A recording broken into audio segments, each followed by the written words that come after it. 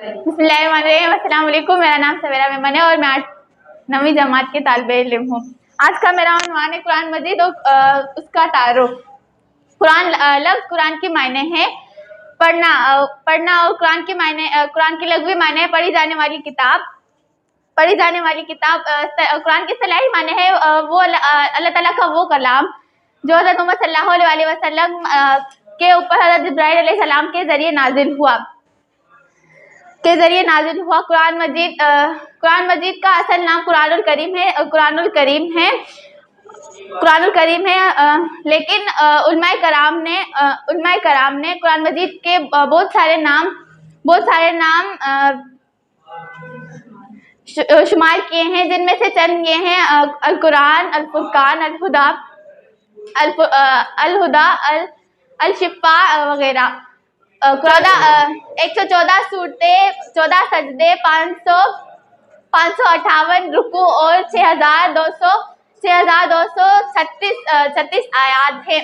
कुरान मजीद में सबसे पहले सूरह फातिहा है और सबसे आखिरी सूरह नास है। सूरह नास है कुरान मजीद की सबसे बड़ी सूरह बकरा और सबसे छोटी सूरह कौसर है। और जो अल्लाह ताला की बड़ाई और अज़मत पर बयान की गई आयत है उसे आयतुल कुर्सी कहा जाता है। सूरत कम अज़ कम 3 आयात पर मुश्तमिल होती है।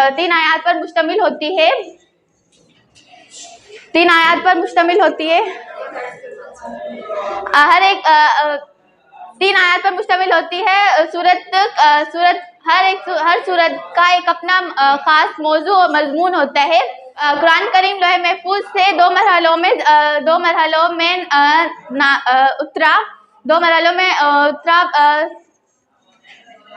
पहला मरहला दुनिया वाले आसमान पर बैतुल इज़्ज़त में नाजिल हुआ। इस सिलसिले में सूरह कदर में अल्लाह ताला इरशाद बारी ताला है, हमने कुरान को शब कदर में नाजिल किया। और दूसरे मरहले को तदरीजी मरहला कहा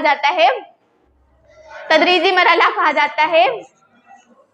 इरशाद बारी ताला है, हमने कुरान को थोड़ा थोड़ा करके नाजिल किया और ताकि तुम लोगों को सुना सको और उसको समझ सको।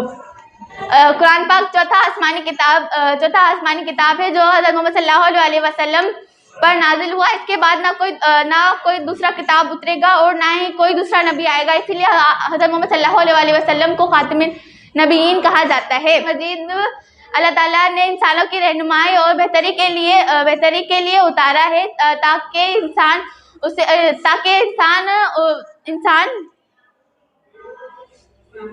कुरान पाक को पढ़कर सबक हासिल कर सके और कोई शक नहीं कि वो कुरान मजीद के मुताबिक अपनी ज़िंदगी गुजारे तो वो दुनिया और आखिरत में कामयाब ना हो। लिहाजा हमें चाहिए कि हम कुरान मजीद की तिलावत करें और उसको समझ सके। अल्लाह ताला ने वादा फरमाया है कि कुरान पाक को पढ़ो। कुरान पाक क़यामत वाले दिन मैं उन लोगों की शिफाअत करूँगा जो कुरान पाक पढ़ते हैं। Thank you.